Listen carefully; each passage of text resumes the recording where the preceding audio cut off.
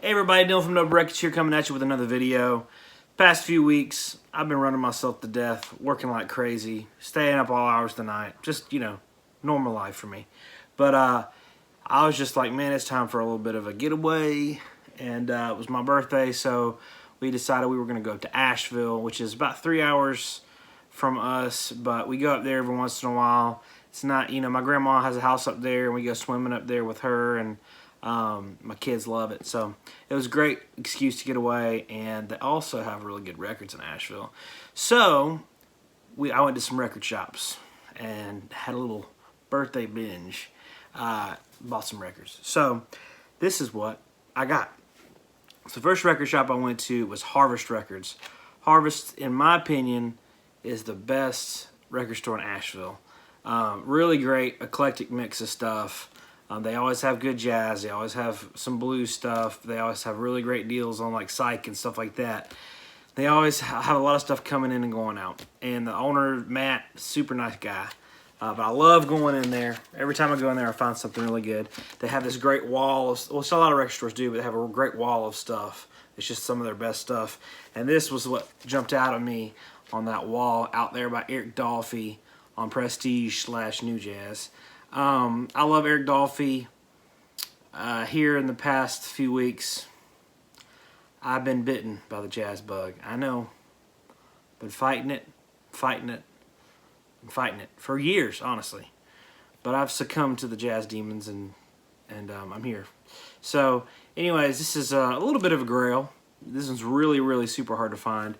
And there's the New Jazz label.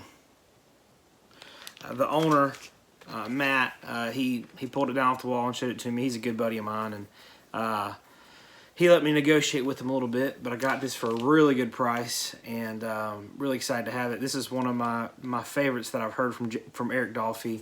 Just a really great album, and like I said, really hard to find. I've never seen an original in person, so stoked to have that one. Got this one, Sonny Rollins, Island Lady. I'm not really sure what this one's all about. I think this is some, live in New York type thing, but love Sonny Rollins, and this was like $6 or something, really cheap. Blue Cheer, Louder Than God. I've never seen this. This is a greatest hits. It's got a lot of Randy Holden stuff on it. I've got all Blue Cheer records.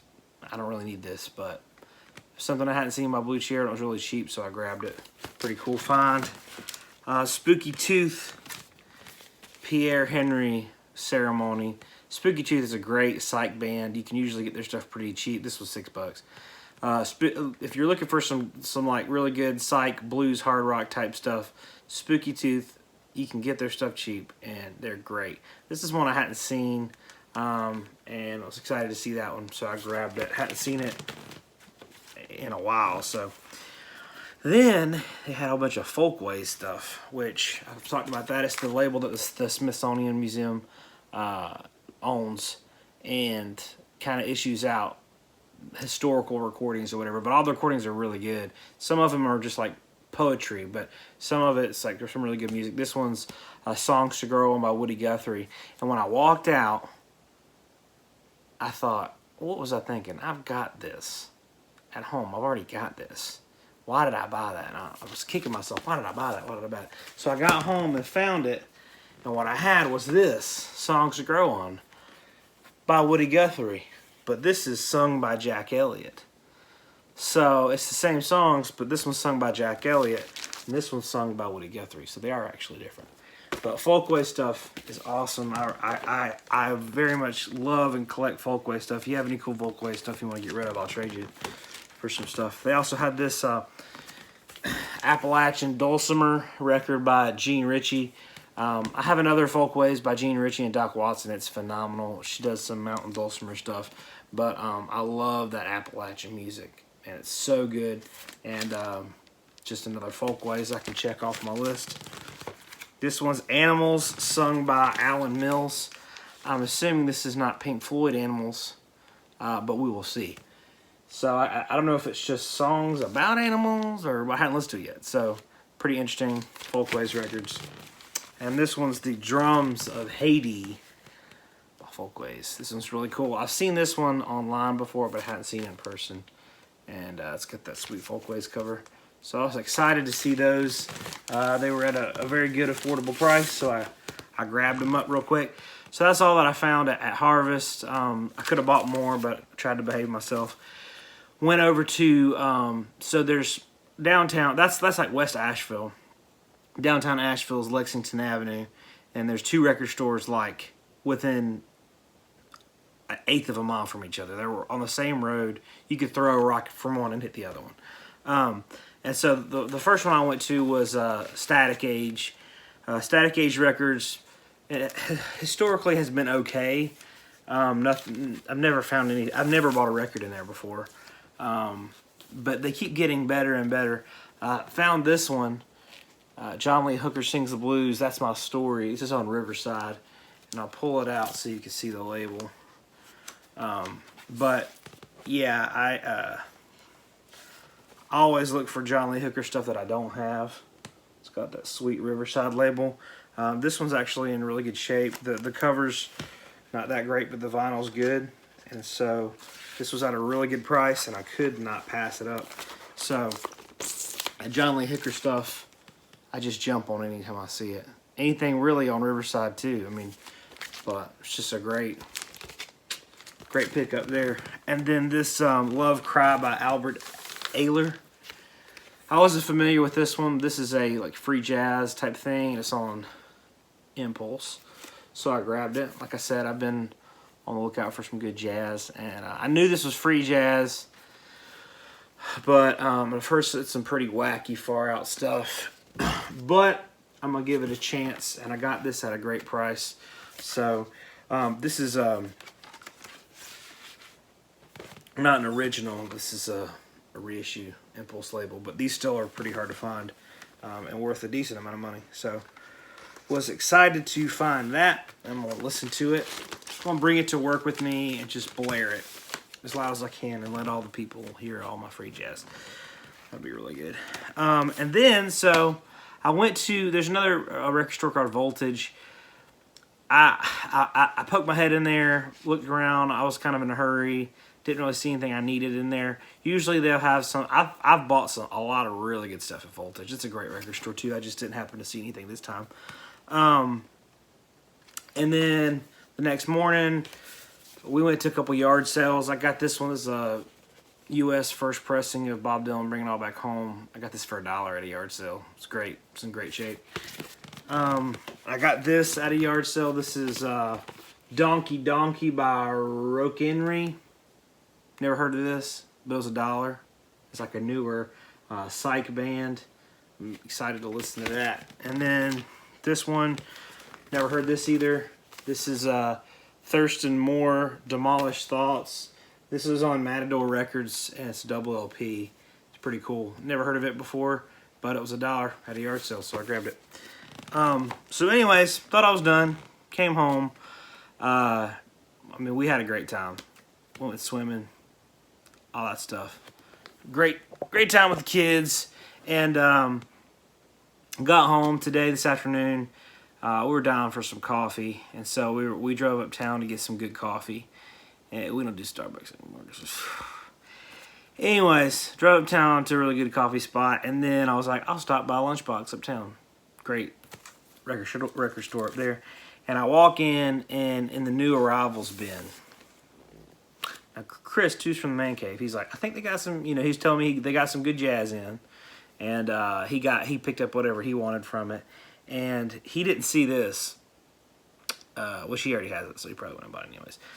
But they had this in the new arrivals bin. I already have a copy. Yeah, I've got this original master recording copy. But I've been on the lookout for 6i. Really been wanting one. I've always wanted one. I've never had one. And I see this one sitting there in the new arrivals bin. But see, the thing is when you walk in, a lot of times there's a lot of people there. Everyone knows the new arrivals bin has the fresh stuff in it, so you have to wait sometimes to look through it. You don't want to get off in somebody's business. You want to be nice and polite. That's record store etiquette. But you kind of have to wait and circle around and look. But this was sitting right in the front, and it said on the plastic cup, because they have like these sleeves wherever. It says first press 6i labels. And I was like, no way. And so I circled around, like 3 people flipped past it, didn't get it. And I went and picked it up. And I was like, there's no way. If you can see that price tag, $15. This is the original 6i. Now I got it out, looked at the matrix numbers. Sure enough, it's a 1A first pressing. And it even has the Cannonball Adderley misprint spelling on the front. So it's first pressing. Any guys, if you're kind of a newbie, want to know if something's a first pressing, on Columbia, the matrix number, which is the number between the label and the last groove, there's like a dead wax. There's a number scratched in there or stamped in there. And if it's on Columbia and it ends with a 1A or a 1B, that's a first pressing. So this one I could tell is first pressing. I grabbed it, 15 bucks. I mean, it's not in mint condition, but it's in, I mean, it's a deep groove.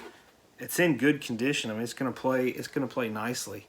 And for 15 bucks, I couldn't believe it. So I was like, that was the find of the weekend for me, I think, just because of the price, and just I've always wanted one. But Lunchbox is pretty good about pricing stuff fair, really cheap, and so excited to have that. And then the next one I saw was this Mississippi Joe Calicott. This is like Mississippi, like acoustic blues stuff on the vein of you know, Lightning Hopkins or something, but almost more of a Robert Johnson feel. He's a little bit older gentleman, but man, this is some killer acoustic blues stuff, and this was priced really well, so I grabbed it. This one was Richard Groove Home Spicy. I've never heard this before, but it's some jazz. It's on Prestige, and it was $2, so I grabbed it. Got this Albert Collins Ice Pickin'. Couldn't remember if I had this or not, but it was a good enough deal that I grabbed it. Get to that place where I can't remember what I have anymore. Herbie Hancock Treasure Chest. This is only $5. So it's a double LP. I didn't have it, and I love, love, love Herbie Hancock. He is one funky, groovy mother, and I love him. Herbie, if you're watching this, love you. This is it's a letter home. This is a record by Neil Young. He did like a bunch of songs in the Third Man recording booth, which I also did one in there. I recorded a little 6-inch record in there. And I got the box set.